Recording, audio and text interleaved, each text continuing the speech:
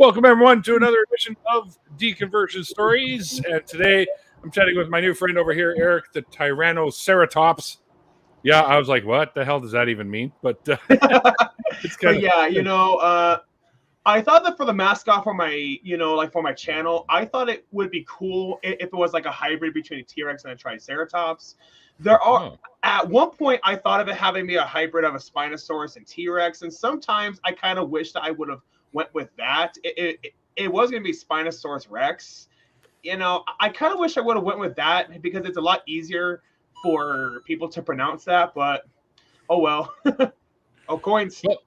Yep. Oh, time to drink already, or for all already, of you, it's time to have a puff or Drop two. My lid. Anyways, Eric, first and foremost, welcome to the show. Glad to have you on here. Yeah, of course. What I do here is I chat to people about their journeys away from whatever belief systems they were once part of. So, okay, cool. Basically, tell you to sort of take us back into the days when you were a believer and how you sort of started finding your way out as the dominoes started falling. Okay, so the story goes, I guess, okay, coins again. Dang it, I just barely even got started. Okay, I think I might have to leave my lid off, just so that we won't have to go through the trouble of having to, do it and back and forth. Okay, so anyways, I grew up in a very conservative Christian household. My parents didn't have an issue with Age of the Earth and science and whatnot, but they did have an issue with me watching horror films. Really? Yeah, I mean, they took huge issue with that. I remember there was a lot of arguing between me and my parents, and I remember that my parents were so upset that I was watching horror movies that my parents actually used to make me see a psychiatrist over it. What? Yup. And get this. Puppy. Oh. Hey, Simba. Hi, Simba. What a cute beagle. Oh yeah, he is. Yeah. So anyways, I remember my freshman year, I had a picture of a zombie as my background picture on my phone, and my parents freaked out over that. Is it really that big of a deal? And did they know it wasn't a picture of like an actual zombie? Well, yeah. FYI, Snoopy's real. He's real. Yep, he's right there. But yeah, my dog definitely always has to be the center of attention. So if they thought you had like an actual monster's photograph, maybe I could see them freaking out. But it's a drawing, guys. Calm down. It was just more so the fact that they didn't like how I was getting into horror movies, and both of my parents are the kind of people who think that horror movies are evil and whatnot. And so, in junior high, I was forced to go to church every Sunday. Even if I didn't want to, they would. What about when you were a kid? Did you go as a kid too, I suppose? Yeah, but as a kid, I more so wanted to go. But, because of all of the arguing between me and my parents with horror movies, it kind of made me not want to go to church anymore. And so when I was forced to go to church in junior high, that pretty much killed it for me. I mean, I didn't really become a full-on atheist. I still believed in God, but I wasn't interested in going to church. I would just shrug it off. Oh, Simba. Getting some love. Comment about you, dog? Oh, Simba's the ladies' man, huh? Or should I say the ladies' dog? So anyways, I decided to come back to Christianity around 2014 because of personal reasons. But the first thing that, but when I became a Christian, that was when I became aware. That was when I became aware that the Bible says God created everything in 6 days. And the first thing that came to my mind is, what about the dinosaurs? And, I just felt like that was a really big thing for the Bible to leave out dinosaurs. Hit like to let Simba know he's a good boy. Oh, you hear that, Simba? But yeah, so anyways, there was a lot of cognitive dissonance for me, and there was a lot of, just the fact that, I felt like it was a big thing for the Bible to leave out dinosaurs. So what I would do is that I would ask pastors and I would ask my parents about it. And from one of the pastors, it was the first time that I ever became aware of the fact that there are people who think that dinosaurs were on Noah's Ark. It just makes me laugh every time. Yeah, and so, but keep in mind, back then, I wasn't as well versed on all that back then, so I thought that, we find dinosaur fossils all throughout the world, so I guess that makes sense. But nowadays I know that that's not how the fossils were deposited, but I'm just more so speaking of like the average layman kind of person.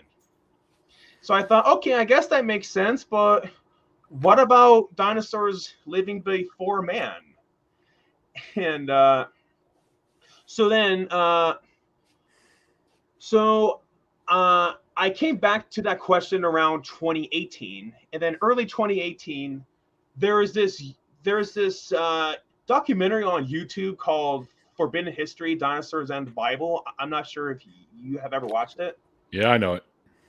So yeah, so what I'm talking about then, and that was my first time being exposed to like the Ica stones, the Cambodian Stegosaurus, and which it isn't, by the way. No, it's not. And I did make a video thoroughly debunking that, but at that time, I wasn't as well versed, and I thought, this is starting to sound pretty convincing.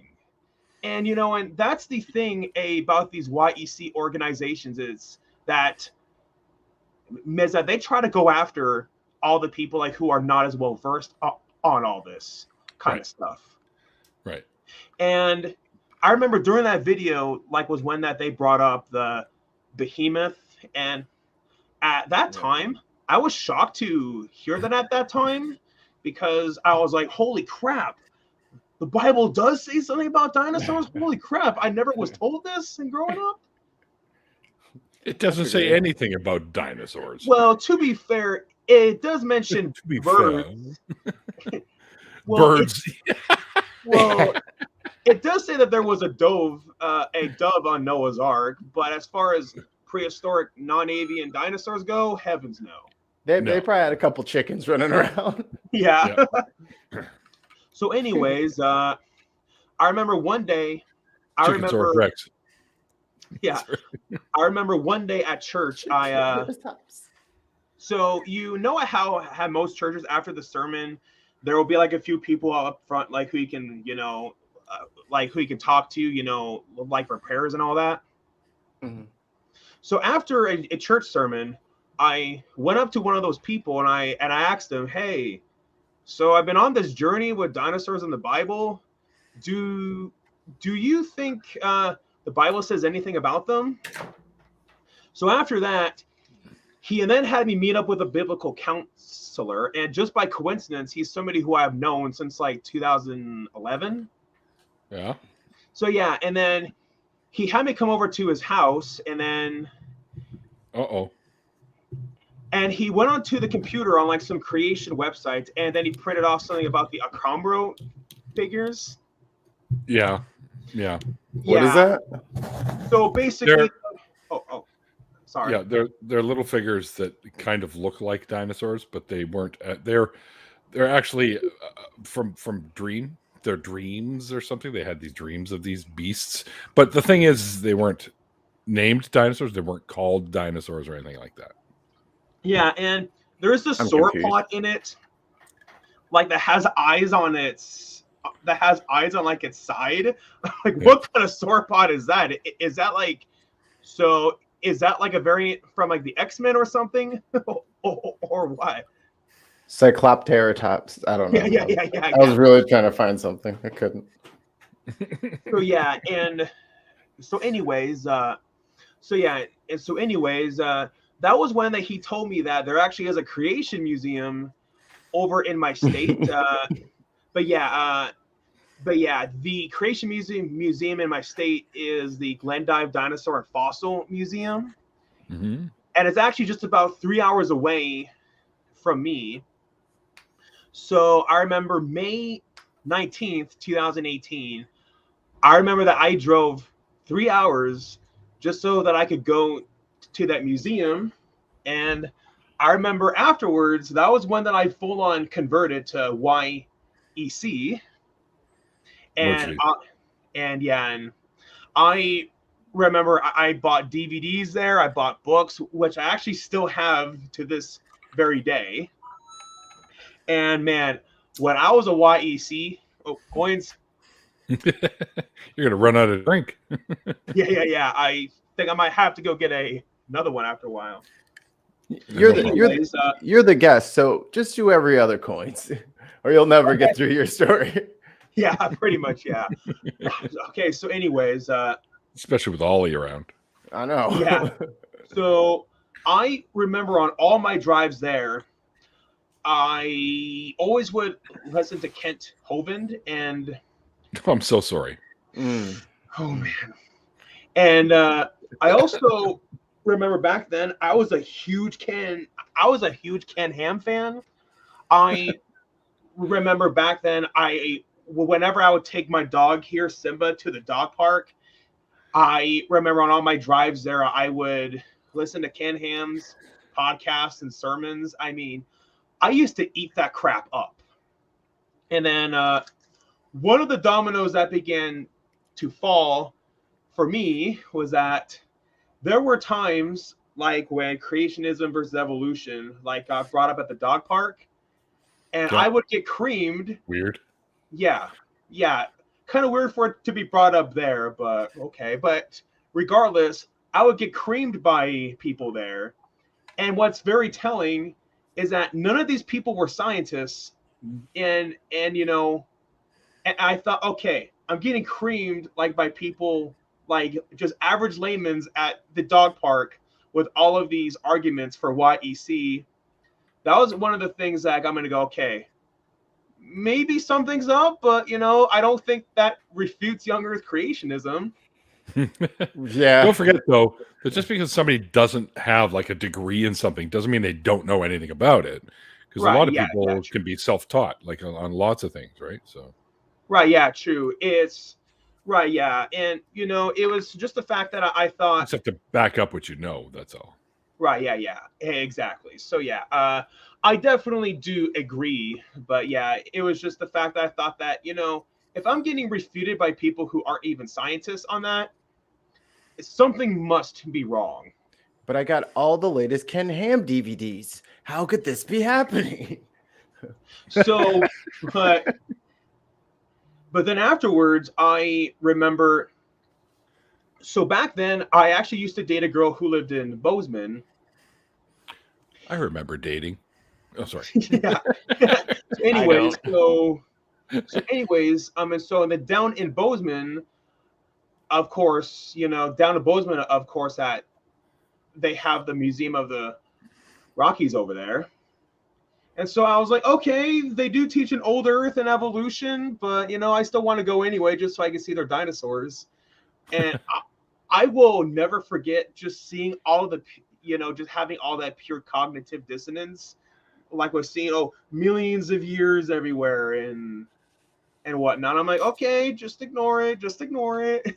But over at the Museum of the Rockies, there actually is this little place where you actually can see the scientists do their work, and you also, and sometimes is it the Badlands? Say what? Sorry, you talking about the Badlands? The Badlands? Yeah, like no. I think they're in Alberta, I think, or something. No. It's a shit ton of fossils there. So, yeah. But yeah, and so anyways, I remember that there were times when I actually would talk to the scientists. I didn't tell them that I was a YEC, but I pretty much was just questioning, okay, how do you know it's millions of years old and whatnot? And back then I was told, like at church, and I was told by people like Ken Ham and Ken Hovind.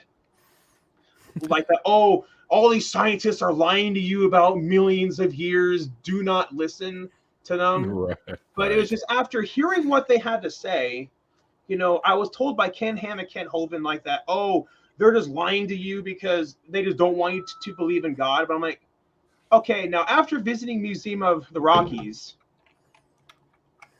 I now know that that's not true. It's because that all those scientists told me that all that they're trying to do is just simply investigate what the evidence says. And I mean, there actually are scientists like who are Christians, like Francis Collins and Mary Schweitzer, but yeah. But yeah, and you know, there also are those who are not, like Richard Dawkins and whatnot. But I'm like, okay, regardless if they believe in God or not, you know, they're just trying to investigate what the evidence says. That's what you follow the evidence. Yeah, exactly. And so that right there pretty much taught me what the real job of a scientist is. And so another domino fell. In 2018, my lifelong friend Courtney shared about modern day flat earthers on Facebook. No. And I'm like, what? How is this still a debate? I'm like, why? So after that, I wanted to do some research. I'm like, why would anybody still believe this?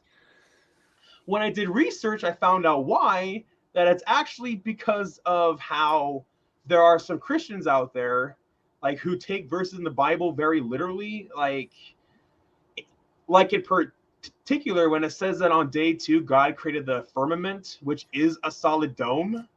And I was like, okay, I'm not gonna be a flat earther. Screw that. And so I'm sure that you both know who Nathan Thompson is, right? Yes. So yeah, so back then I was like, you know what? I kind of want to talk to some of these flat earthers, you know, just to understand why that they believe this, for lack of better words, insanity. So then that was when I joined Nathan Thompson's Flat Earth Facebook group, and I would speak to some of these people. Some of the things they told me were absurd, like Earth is flat because football does not exist, and Earth is flat because toilet water is flat.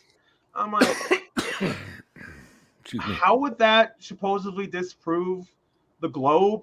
I'm like, okay, I hope that you're just pose, but I have met people who genuinely do believe that the Earth is flat and whatnot. So just hearing just all this pure ignorance coming out. And I even noticed that there were some parallels to what they were saying between what Ken Ham and Ken Hovind were saying, like that, oh, our lives have more meaning on a flat earth. And it sounded very similar to when they would tell me stuff like that. Oh, well, our lives have more meaning. Like if the 6 days of Genesis, like are 6 literal 24-hour days. And and yeah, I'm not gonna lie, debating with some of these flat earthers, although it was frustrating and irritating, excuse me, it also was kind of fun, you know, just to hear all this nonsense coming out of their mouths. And so then after that, I visited the Glendive Dinosaur and Fossil Museum for the very, very last time, August 15th of 2018. And right afterwards, I was told by a friend of mine like that there actually is a dinosaur museum down in Malta, Montana. And I'm like, hey, I should go. I mean, of course, I know that they're going to teach millions of years, but you know, I still want to go anyway. So that one too was about 3 hours away.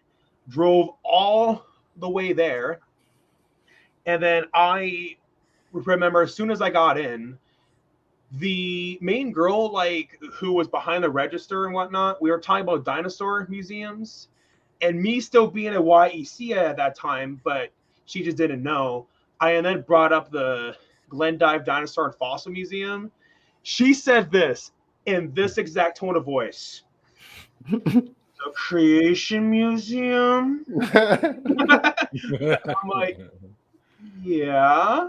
And then she said this in an angry way. They are not a science museum, and they never will be. And I was just taken back, like, holy crap. Not on your best day. Yeah, pretty much, yeah. So then after that was when she told me about the Montana Dinosaur Trail. Mm-hmm. And I was like, I've never heard of this. Like, there's a whole entire trail, like, of dinosaur museums here in my own state. She was like, yeah, but that Creation Museum, they're never going to be on here. I mean, I could tell she had a lot of anger towards young Earth creationism. And me being a young Earther still at that time, I didn't understand why. Right. So then I was walking around that museum. Don't hurt me, lady. Yeah, pretty much, yeah. So I was walking around that museum, and that was when I saw for the very first time all the evidence for dinosaur and bird evolution, which had completely contradicted what they said at the Glendive Dinosaur and Fossil Museum. Like, they were saying that,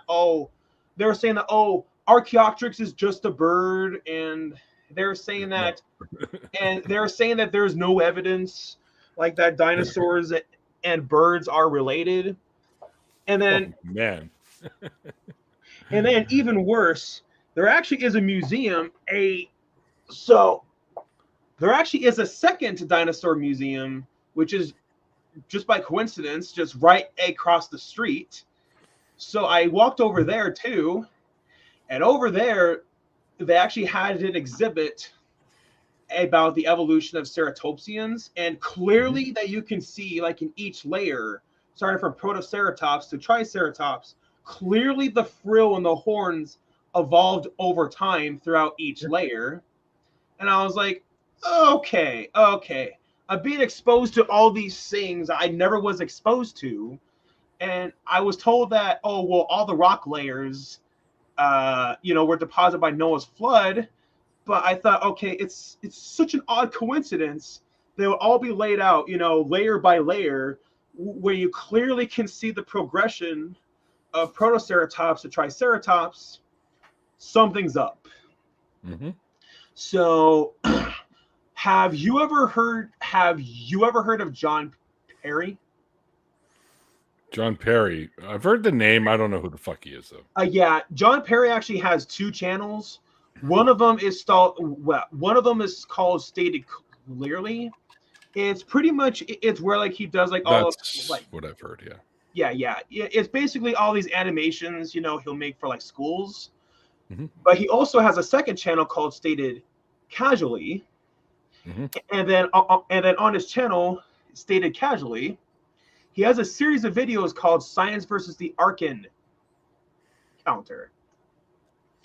And the reason why I found those videos is because me still being a YEC, I typed in Arkan Counter on YouTube. And when I typed in Arkan Counter, I found two things. I found Aaron Raw's video, like, where he went to the Arkan Counter and he was arguing with Eric Hovind and bunch of other people. I do not know if you have watched that video. I believe it's called Ignorance. I've seen it. Yeah. At that time, me being a YEC, I'm like, dang, this guy's cutting through everything that they're saying. I'm like, dang, this guy, man, I'm like, dang, this guy is good at arguing. You should see Aaron tear into him. Yeah, it definitely. And I mean, and yeah, and it was just that when Aaron Raw at the end of that video mentioned, this is what Eric Hovind said, but this is what actually happened. And seeing how Aaron Raw utterly destroyed Tony Ramsick at the end of that video, mm-hmm. I'm like, holy crap. Then after that, like, was when that I found Science versus the Arkan Counter. And then that was when I was exposed for the first time, Ken Ham is a liar. And I felt so angry. No. Yep. That was my first time. But, I guess I had to find out sooner or later. But I will never forget all the anger that I felt. I never gave Ken Ham my money. Good. But I was planning on going to the Creation Museum in Kentucky, and I wanted to go to the Ark Encounter. But after all that, I'm like, nope, I'm not going to be going anymore. And I remember back then, I was such a big fan of Ken Ham that I remember that I was subscribed to his YouTube channels, liked all of his Facebook pages. I mean, I was a big fan of Ken Ham. But after seeing that, being exposed to how much of a liar Ken Ham really is. Yeah, but he doesn't think he's a liar. Right? Yeah. In his mind, he thinks he's telling you the truth. Yeah, but sometimes I kind of think that he does know that what he's saying, sometimes I think that he knows that he's wrong, because there was one time, like when he debated Hugh Ross about the age of the earth.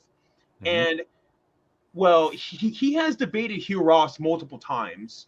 Yes. But Hugh Ross, has corrected Ken Ham multiple times on this.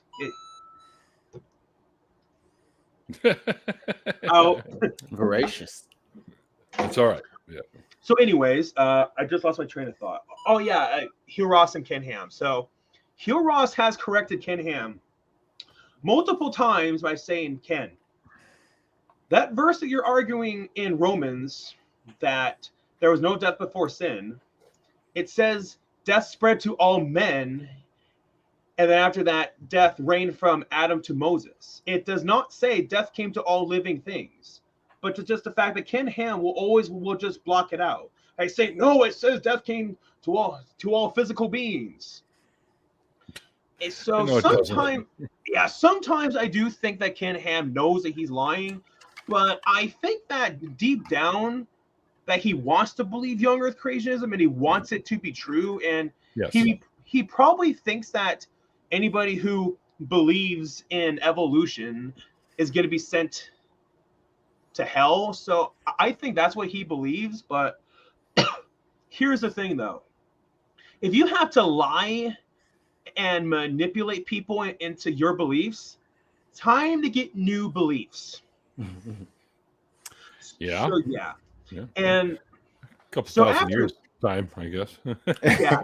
So after that, I was like, okay, I was lied to by Ken Ham, and I was lied to from Ken Hovind. What else are they lying to me about? And so that was when I thought, okay, this whole thing about the dinosaur soft tissue, Yeah. I'm sure that we all know that argument, the infamous argument.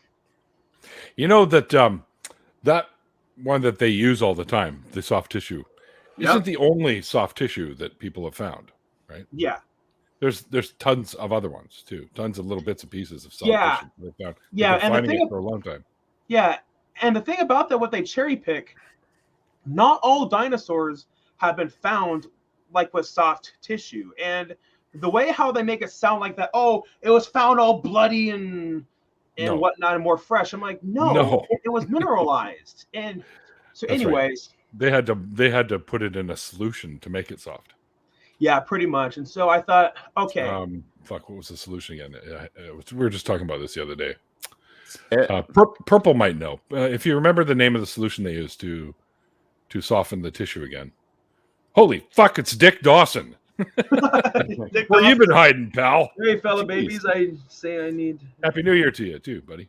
Yeah, thank you. Yeah. So anyways, that was when I thought, okay, the one who actually can tell me the truth about the dinosaur soft tissue is the one who made the discovery in the first place, is Mary Schweitzer herself. Yes. So what I did is that I did research. I didn't find her actual cell phone number, but I did find her office number. Yeah. So I remember that I called, no answer, but it went to voicemail. And I remember being really intimidated leaving a voicemail, just knowing as to who it was. And then I remember when it said on the phone, would you like to re-record your message? I was sitting there so intimidated. I pretty much froze myself, knowing who I was leaving a voicemail to. Like that, I didn't push any buttons. Then right after that on the phone, it said, "Okay, message sent." I'm like, "Oh no, oh no, oh no, it's sent. Oh no, it's sent." So, anyways, the very next day at 9 in the morning, my phone went off, and it was my phone like that actually woke me up. When I answered the phone, I was all dreary and whatnot. I just woke up and I wasn't fully functional. And then when I asked, "Okay, who is this?" As soon as she said it was Mary Schweitzer, my eyes got really wide. I immediately jumped out of bed and my heart was pounding like crazy. And I pretty much didn't need coffee at that point. It was just pretty much just knowing that it was her and that she called me back pretty much was the adrenaline rush that I needed. So yeah, so after that, me and Mary Schweitzer talked on the phone about the real truth of the dinosaur soft tissue. And, pretty much she mentioned some of the things that you said, was that it wasn't found bloody and fresh. It was found mineralized. And then she mentioned how she's really irritated about how young earthers misrepresent her work. Mm-hmm. And that's annoying. And then that made me angry enough, knowing that people are lying about her, and just the fact that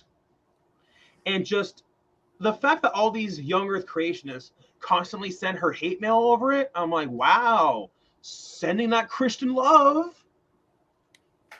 And yeah, and so that was one of the biggest factors as to what led me to want to create this YouTube channel, Eric the Tyrannoceratops, just so that I can, hopefully that if there's somebody out there like who I was, somebody who was lied to and manipulated about, so that hopefully they can find their way out, because, nobody likes to be lied to. And so surprisingly, I haven't done a video about the soft tissue yet, but it's just that video is going to be a very special video. It's because that actually was the final nail in the coffin to my days as a YEC, is just actually speaking to the source itself and hearing it come out of the horse's mouth. And that right there caused me to have a lot more resentment towards young earth creationism.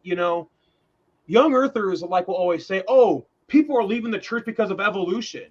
That was when I realized, okay, people are not leaving the church because of evolution. People are leaving the church because of the dogmatism from YEC. Now, and that was one of the things that got me to think, okay, the belief in of itself of a young earth, that's not a cult. But the young earth creationist organizations such as AIG and Institute of Creation Research, I think that they are cults. I definitely do. It's because that, they just fit in all the categories, like, having a leader, Ken Ham, and, and if you even think about leaving, and if you have beliefs that disagree with them, they will treat you like utter garbage. Mm-hmm. And so I also am a recovering alcoholic, and I used to go to this Christian rehabilitation group called Celebrate Recovery. So I actually got a gift from a friend of mine there. It was a book by Hugh Ross. It was called Why the Universe is the Way That It Is. Mm-hmm. I was just sitting there just peacefully reading that book. And then one of the guys in that group and then started to accuse me of not believing in the resurrection. It was all because I was reading a book by Hugh Ross. And by that point, I already left young earth creationism, and I thought, okay, I could be an old earther, I can still believe in Jesus and whatnot.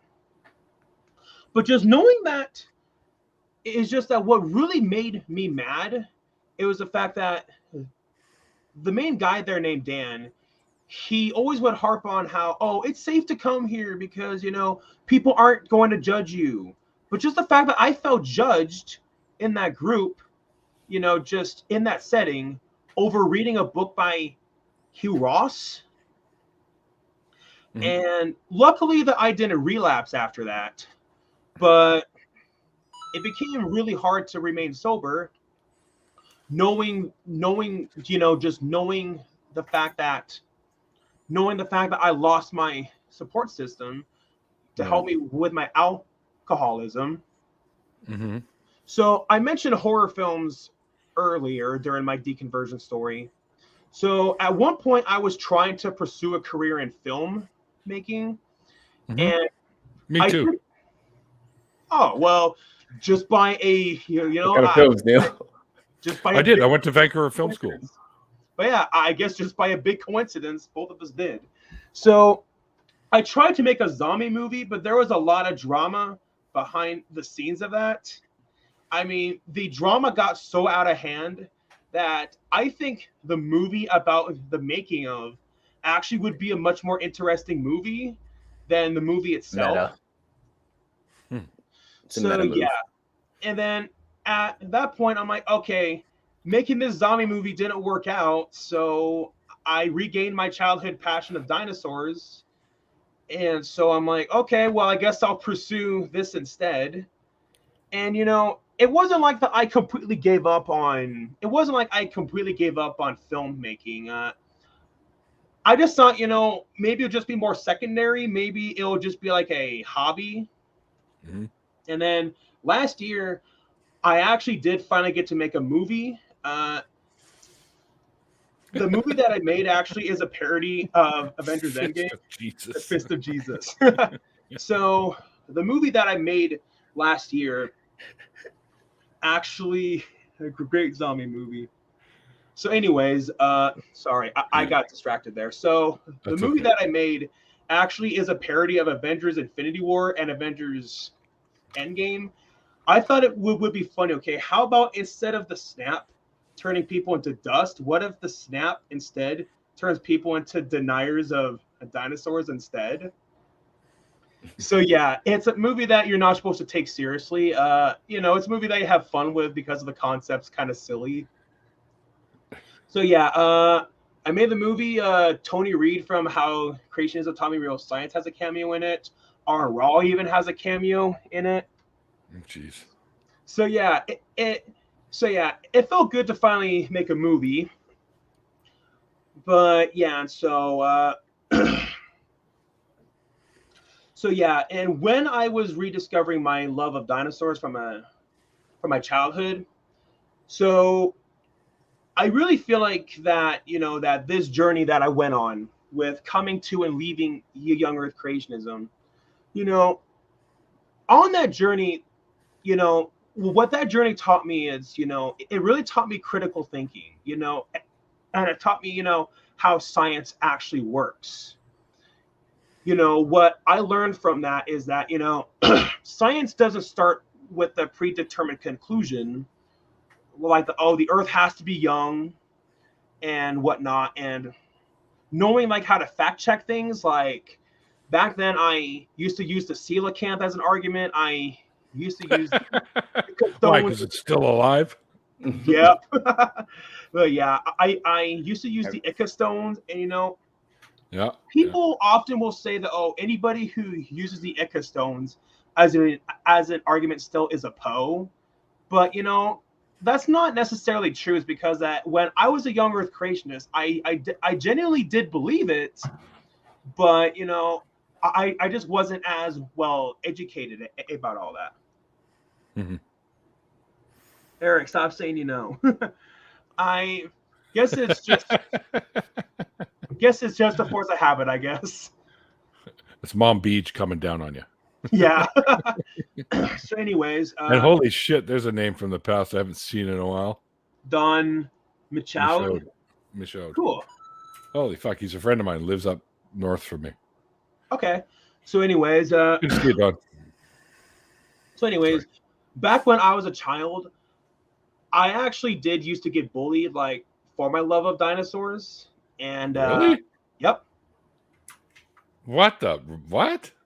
Yep. Dinosaurs are cool. That would have made you the cool kid. I don't understand that. I never got rubbed for being a dinosaur lover. So anyways, because of all that bullying as a child, it made me feel like that there was something wrong with me. And I mean, at recess, some of the older kids, I was in second grade, and it was all the fifth graders, and they were a lot bigger than I was, and they were older than I was. I remember that they would gang up on me and whatnot. So yeah, they were pretty nasty bullies. And then I remember I was considering, I want them to quit bullying me, so I guess I need to give up dinosaurs. And then I remember that my older brother, I remember that he was trying to convince me not to do it because he was saying, "Oh, Eric, it's your dream." You know what I could do, Eric? If you want, you can hire me to run them all over in a Zamboni. Oh yeah, do it. Karma. Revenge is a dish best served cold. Karma's not real. It's just a thing. It's just something. Sometimes I do think karma's real, only because of this. In high school, there was this girl named Katie who bullied me, and she also bullied this one girl named Marissa. She would bully Marissa for being fat, and then fast forward 10 years later, I saw Katie at a swimming pool, and then she got fat. Mm-hmm. So yeah, I'm like, dang, you got what you deserved. Well, that's not. Well, I don't know if I would say she got what she deserved, but I would say so. It was just maybe she got her just desserts. Yeah, it was just the fact that she used to make someone else's life hell over them being fat. I mean, then and then fast forward 10 years later, then she gets fat. Normally I am not the kind of person who will, what's the word? Normally, yeah. Normally I am not a really hatred kind of person, but just, that definitely caused me to have a lot of resentment towards Katie, knowing that. And, I do have a lot of past trauma, like from people bullying me. So, and then all throughout middle school and high school, the big journey that I went through is that back then I used to be a major people pleaser at that time. And, around late high school, it was when I learned that, that I'm just wasting my time, feeling like that I have to please everybody. Right. And so during that journey of dinosaurs in the Bible, that pretty much is what made me rediscover, my childhood, all those years left behind. I felt mad at myself, realizing that, I feel like that I wasted all those years of my life when I could have been pursuing this sooner. And if it's possible, if we could have the number for a depression hotline, in the chat, because that's definitely something that I have struggled with my entire life, is with that. That's why I do not tolerate bullying. I do not tolerate that whatsoever. I mean, if anybody tries to bully my nephews, if I legally could, I would beat the everlasting crap out of them. But, because I legally can't, I'm not going to do anything about it. Well, you shouldn't anyways, but yeah. I shouldn't. Very few scenarios where I would be okay with pounding on something. I mean, if I walked into a room and saw somebody raping a child, I might kick the crap out of them. But yeah.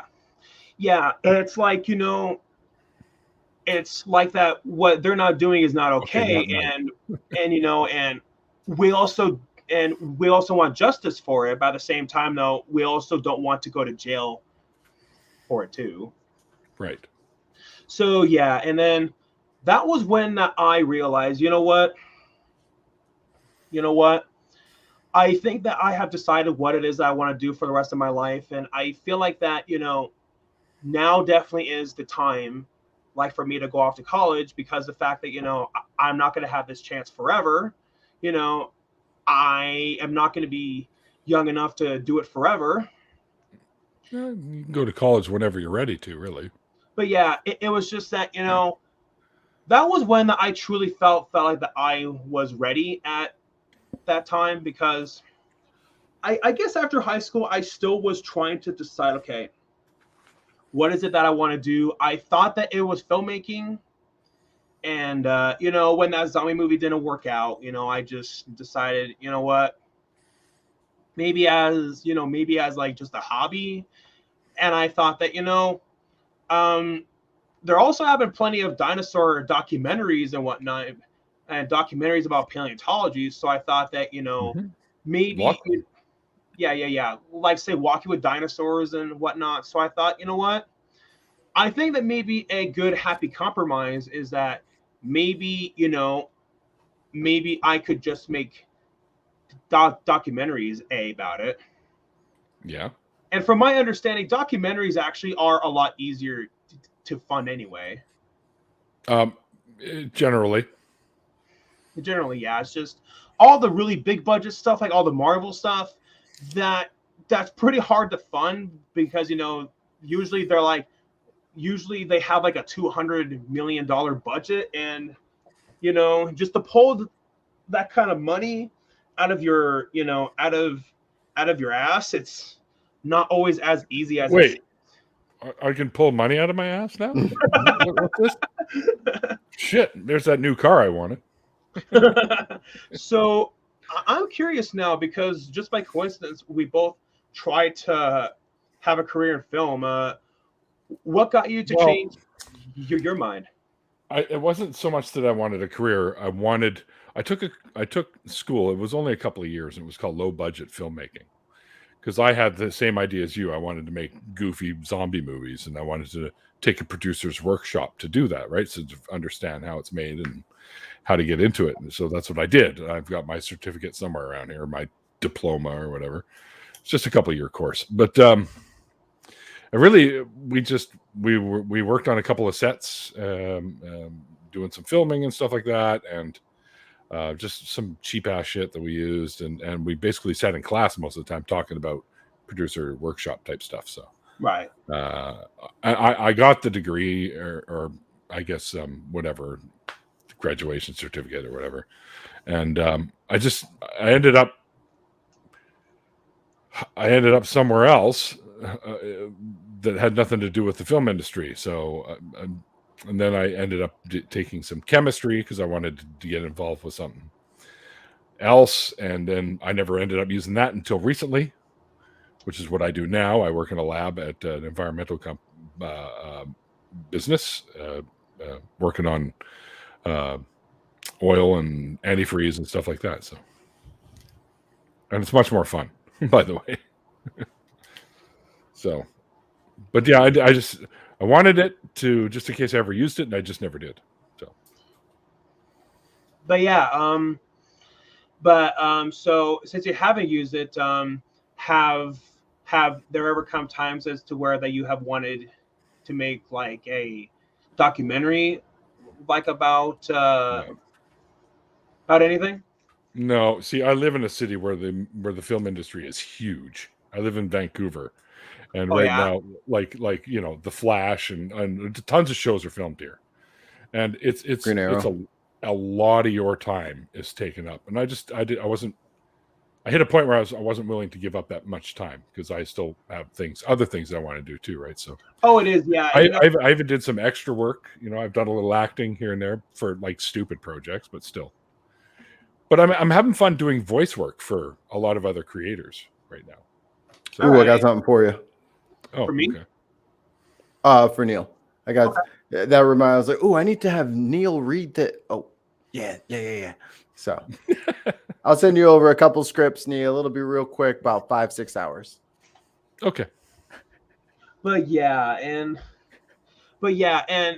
so going back to my parents, like in horror films.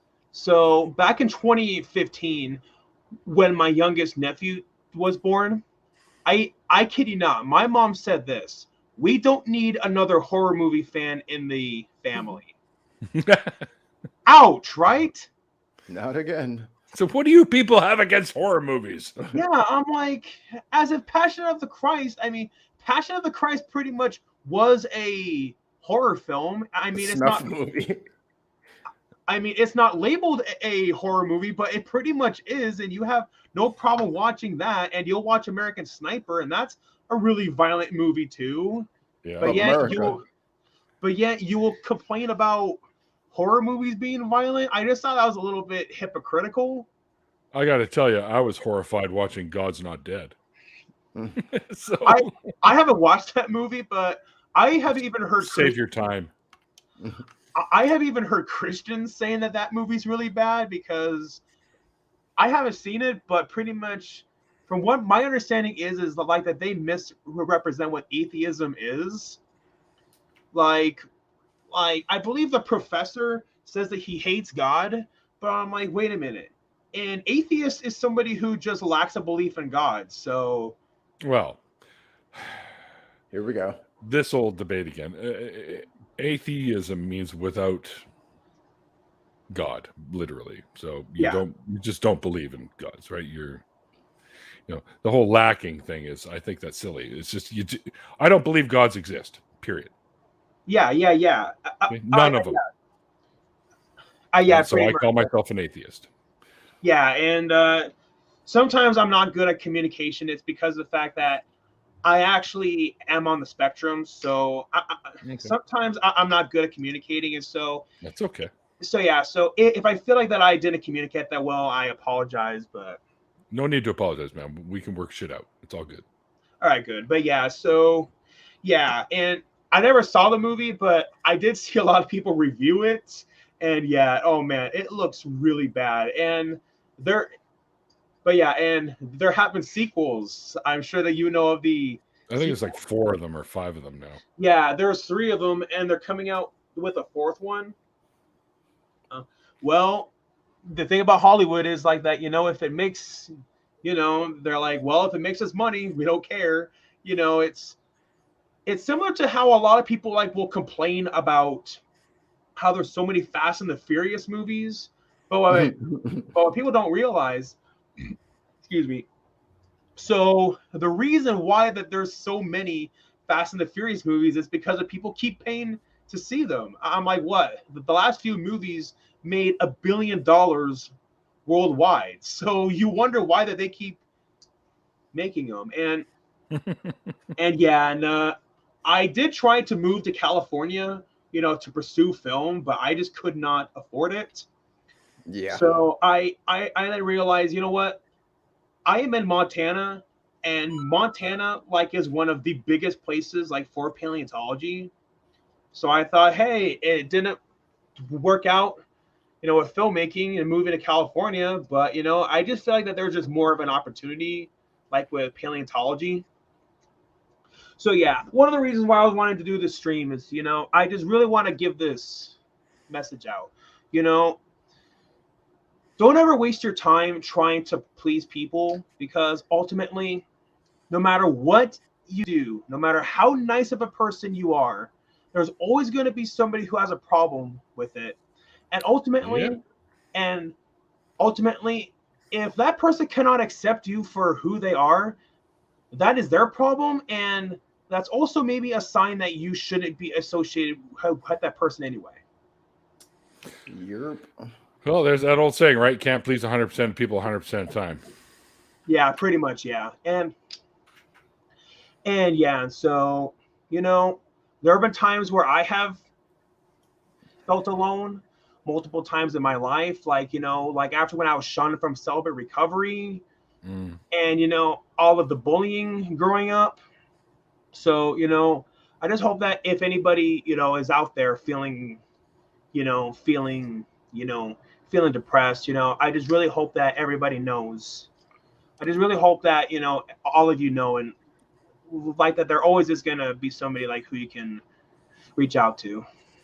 Absolutely. Yeah. Pretty much, yeah. And I feel really honored that I got to speak to Mary Schweitzer, because that's pretty cool, dude. yeah, from what I've been told, Mary Schweitzer is very selective about her time. And I mean, Mary Schweitzer, she's sometimes known for being notorious, like for being really hard to get a hold of.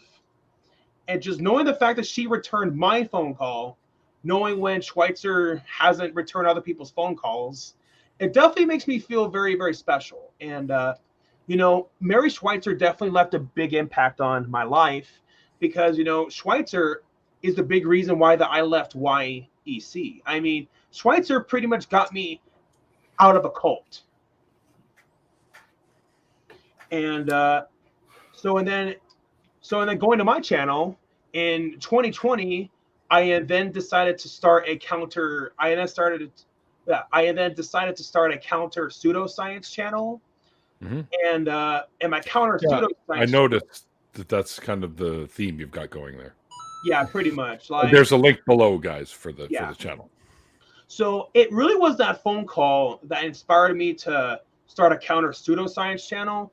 It originally started as like a counter creationism channel, but I did branch out to debunk some flat Earth arguments. I made 3 videos refuting the flat Earth, and I haven't wanted to refute anti-vaxxers because anti-vaxxers, they are a lot more dangerous than creationists because, you know, like as bad as it is to deny reality, you know, at least no one's gonna die, you know, if they reject evolution. But the thing is, you actually can die, you know, like from not getting the vaccine. I mean, most of the cases now of people during the pandemic, as far as my understanding goes, most of them like are all people who haven't gotten the vaccine. And you know, really at this point, if you're not going to get the vaccine and if you get COVID, I'm not trying to be mean. I promise that I'm not. But if you get the coronavirus and if you're not vaccinated, that's on you. Yep, it is. There's a funny little thing. I'm very sorry to hear that the direct and predictable results of your actions happened to you. Yeah. Yeah, pretty much. Yeah. So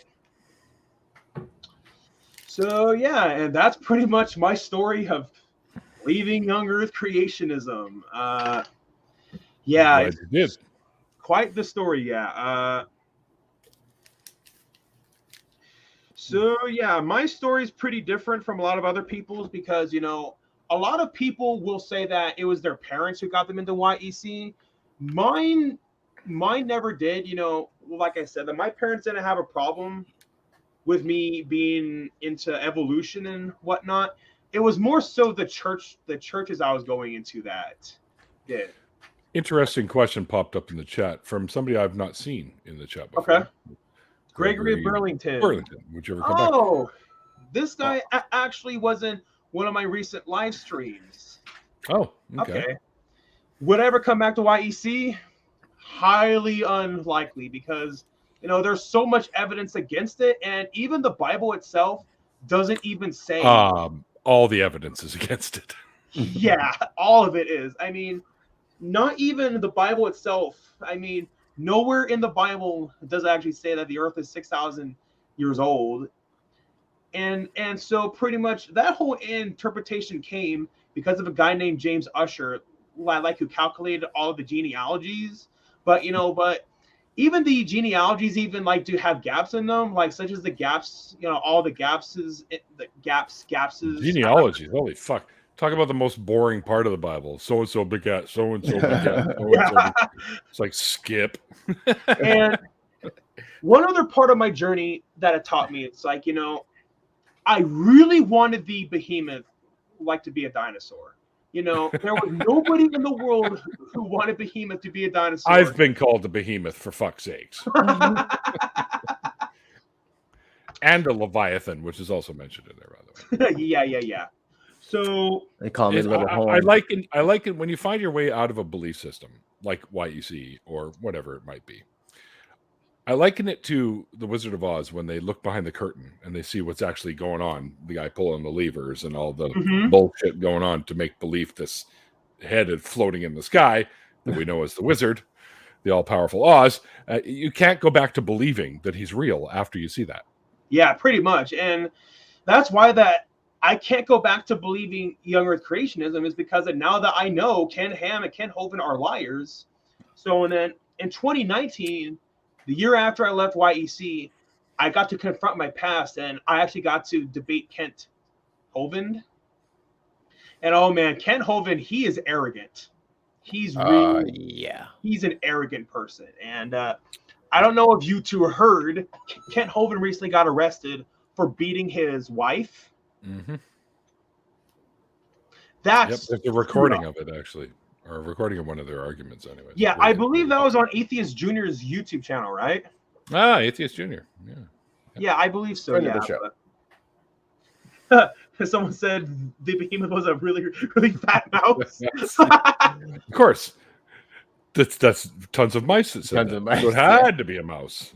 So pretty much going back to behemoth, what that taught me is that, you know, I can't just allow all my emotions, you know. I run the It Matrix. was the Matrix. I'm that guy behind the curtain pulling all the levers. In the Matrix, just so many more levers. Yeah. You know that there's a theory that all those numbers that fall in the Matrix is actually sushi recipes? Really? Yeah. I don't think it's true, but it is a theory. Yes. So anyways, oh yeah, going back to behemoth, what that taught me, it's like that, you know, I can't just want something to be true, and I can't just allow my emotions like to cloud my judgment on something to be true. I had to examine what the evidence actually says. And I definitely forever like will be grateful of that. Because, you know, ever since then, I've gone into a few relationships with people who have cheated on me. And that actually really, really came in handy, because now I'm like, oh, okay, I can't just assume that they're loyal. You know, does the actual evidence show that they are loyal or not? So, yeah. So you don't have any evidence to their loyalty when you start dating them, do you? Yeah, but it's just you that have anecdotes like their friends might say, oh no, she's good. But yeah, you don't have actual evidence. Yeah, it's just sometimes just with their behavior though, and if they don't talk to you as much, I definitely think that could be evidence, like that they're cheating. And well, it's a sign. It's a sign, and you might want to interrogate a little bit or look into it. And then I ended up standing right behind her, and she was texting the guy who she was cheating on me with. And then from what I saw from her text, clearly she was cheating on me. So yeah, and that's pretty much my story. And yeah, if there's any questions, oh no, wait, someone asked me a question. Okay, Eric, what is the name of the movie where Akon makes appear? Oh, wait, Aaron? Aaron. Yeah. So the movie that I made where Aaron Raw has a cameo, it's a long title. So I have had a series on my. So I actually have two YouTube channels, Eric Beerthaler 92 and Eric the Tyrannoceratops.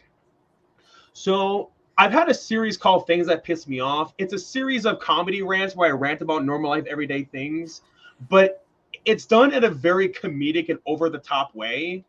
So if you want, you know, for the sake of this video, I more so will direct you towards Eric the Tyrannoceratops, because that's going to be more so directed towards people who will be more so interested in that. So the movie actually is a film adaptation of that series, because I figured, okay, the series is popular enough to have a movie adaptation. The movie is called Things That Piss Me Off, Dinosaur Deniers, the movie. It's a 2.5 hour long movie. And yeah, so if you, yeah, here, I could try to send a link to it if I can. What? Here. Yeah. Fuck off. For real? Yeah. Wait. It's from Wired magazine. Well, Oh wait, Well, they got the guy. They did an interview with the guy working on the who code. was from Wired magazine? Apparently, the little green letters that you see in the Matrix actually is sushi recipes. See, you just knew it. Yeah, was that's sushi. really interesting. You've eaten so much sushi.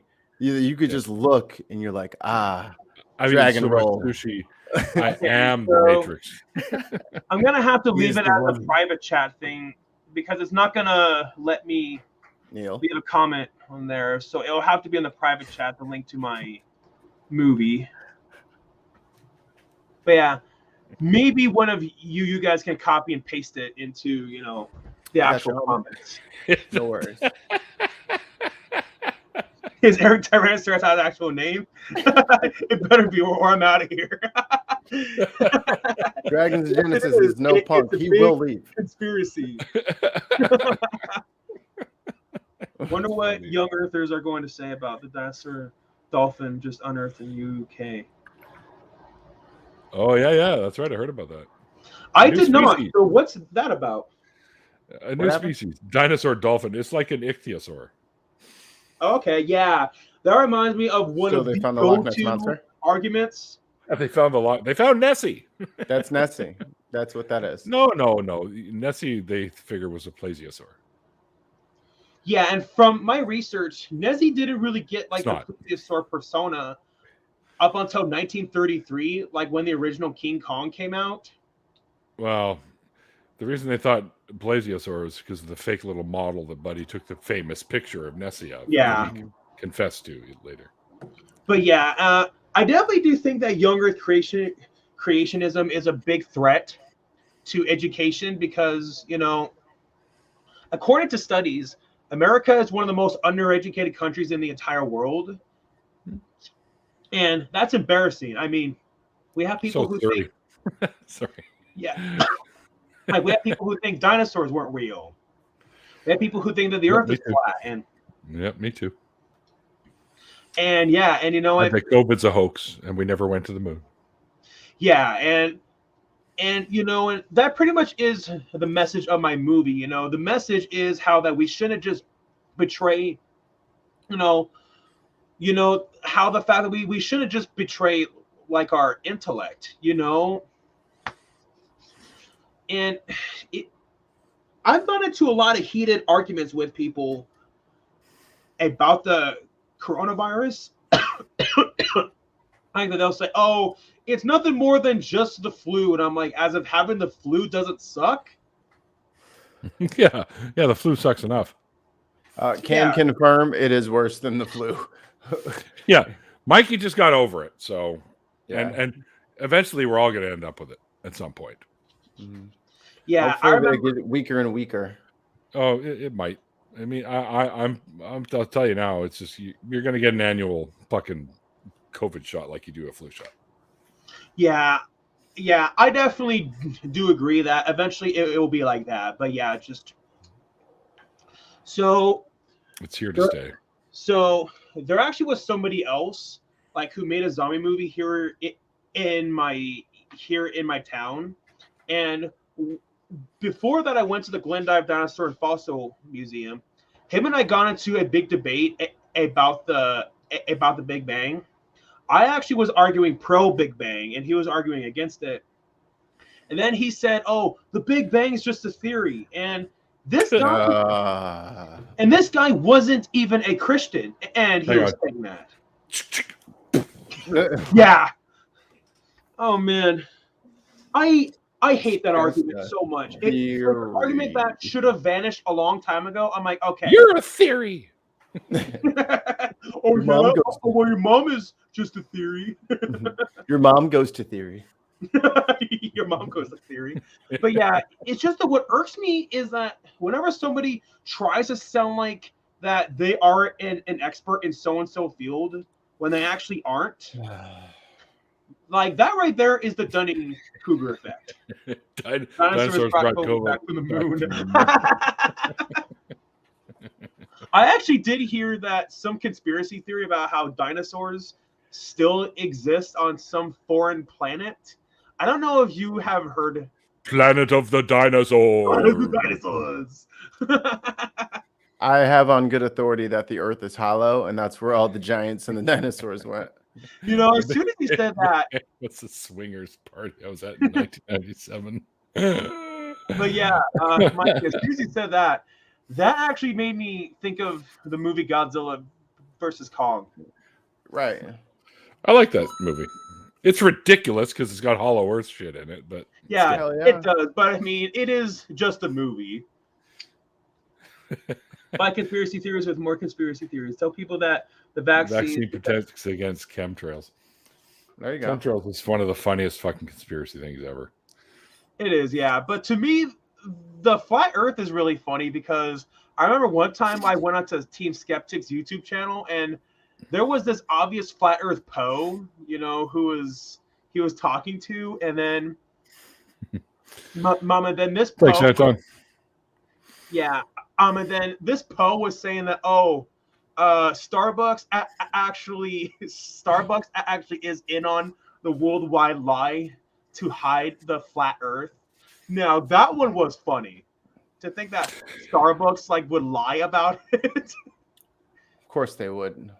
Starbucks. Who fucking cares about Starbucks? But anyways, my friend Eric, we've gone well over the hour here. So I guess we'll start. We got to take a break and jump into the after party. And holy shit, it's Ragabash Dabbler in the fucking chat. Oh, where the no. hell have you been hiding? Goodness.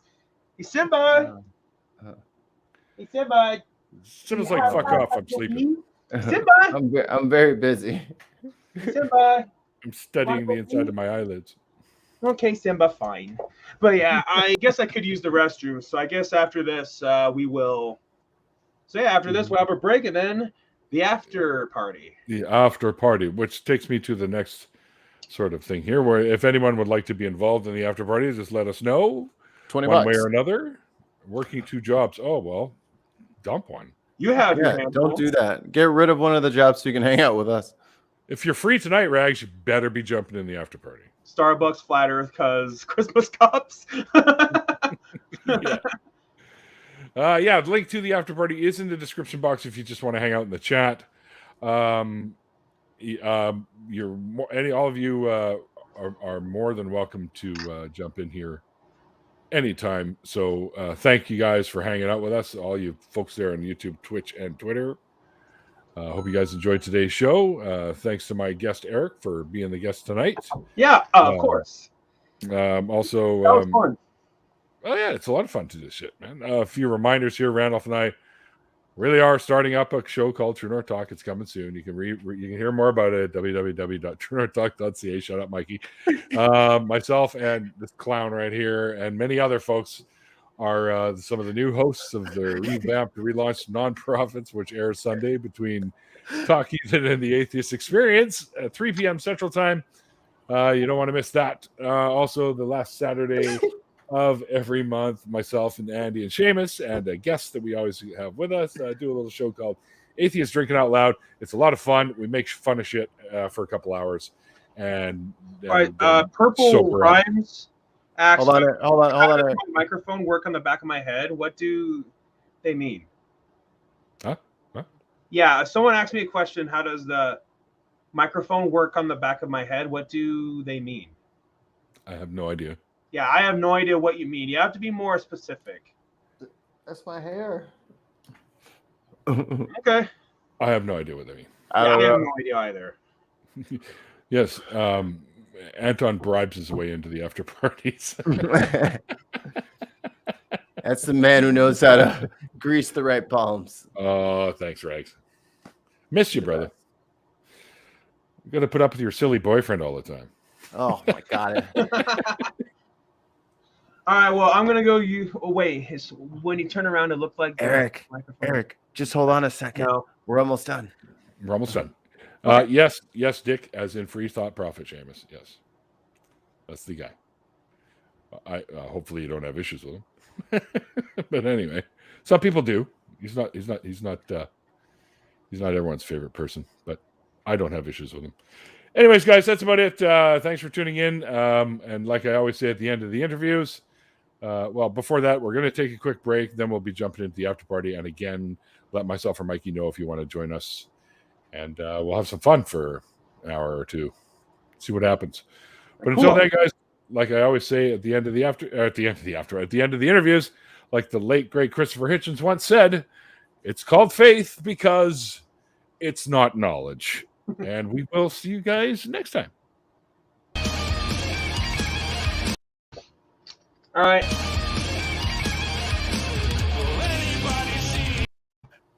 Apparently my outro doesn't work anymore. Here, Yeah, I'll push it. Don't. There's something on your keyboard again. What? No. Are you sure that you're pushing?